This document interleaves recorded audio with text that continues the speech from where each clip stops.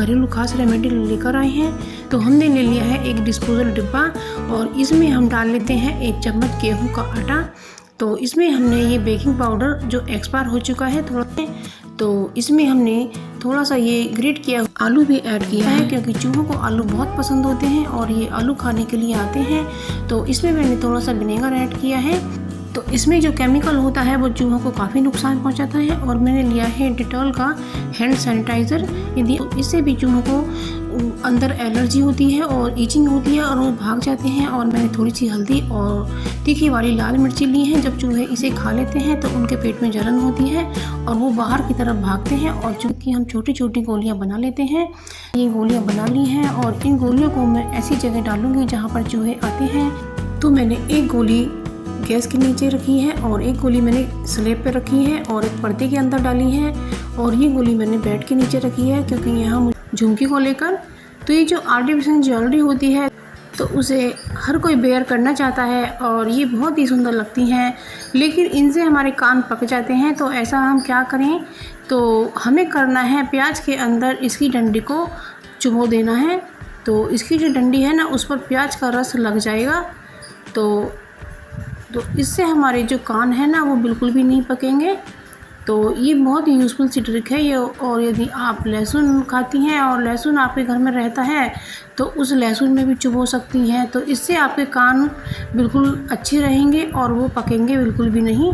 तो इसी तरीके से आप करके अपने ज्वेलरी को रख सकती हैं और इसमें स्मेल भी नहीं आएगी। तो आशा करती हूँ कि ये ट्रिक भी आपको ज़रूर से पसंद आई होगी। तो आप इसे ज़रूर से फॉलो कीजिएगा, ये बहुत ही यूज़फुल ट्रिक है।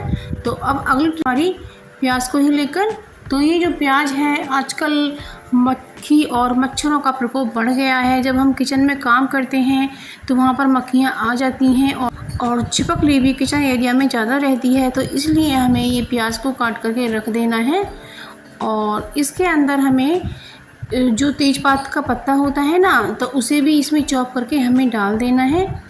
तो प्याज और तेज़पत्र का पत्ते की जो स्मेल आपस में मिलेगी ना, तो इससे मक्खी और मच्छर बिल्कुल भी नहीं आएंगे, क्योंकि इनकी जो स्मेल होती है ना वो मच्छरों को बिल्कुल भी पसंद नहीं है।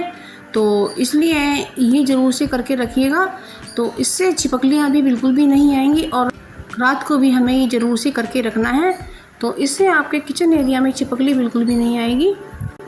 और अब अगली ट्रिक आती है हमारी, ये जो हमारा कुकर होता है और जब हम कोई सब्ज़ी वगैरह बना रहे होते हैं तो इसमें क्या होता है कि जो होल होता है ना, तो इसमें कभी कभी थोड़ी कमी आ जाती है और इससे हमारी सीटी बिल्कुल नहीं आती है।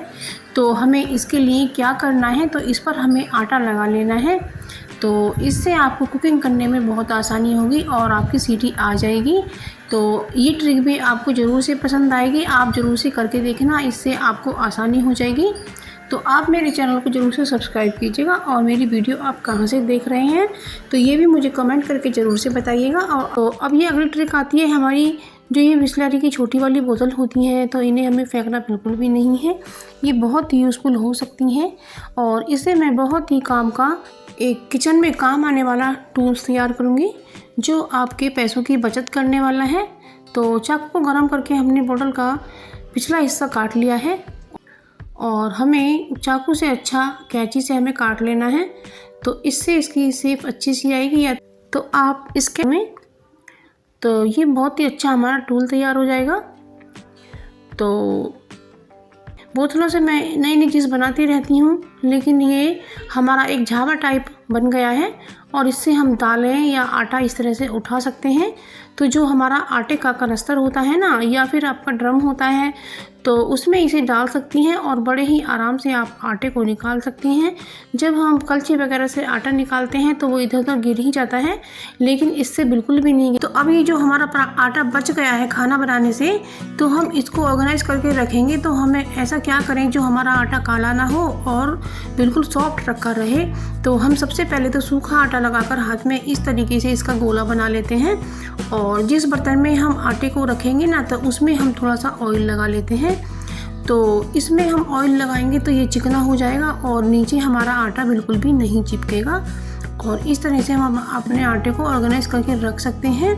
तो इस पर हम ऊपर थोड़ा सा ऑयल और लगाएंगे जिससे हमारा आटा काला बिल्कुल ना पड़े, बिल्कुल ऐसा का ऐसा ही रखा रहे।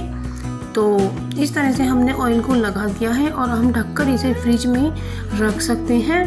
तो जब फ्रेंड्स हम शाम को आटा निकालेंगे तो हमारा आटा काला बिल्कुल भी नहीं मिलेगा। तो आप देख सकते हैं फ्रेंड्स कितना अच्छा आटा है।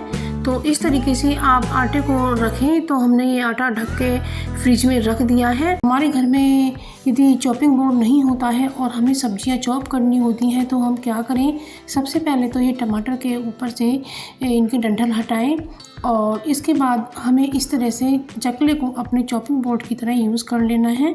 तो लेकिन अपनी उंगलियों का ध्यान रखें और इस तरीके से आराम से आप सब्जी को कट कर सकते हैं और आप इसे चॉपिंग बोर्ड की तरह यूज़ कर सकते हैं। तो है ना कितनी कमाल की ट्रिक है। तो अब अगली ट्रिक आती है हमारे तवे को लेकर। तवे पर अक्सर हमारे जंग लग ही जाता है, तो हम इस जंग को किस तरह से हटाएं।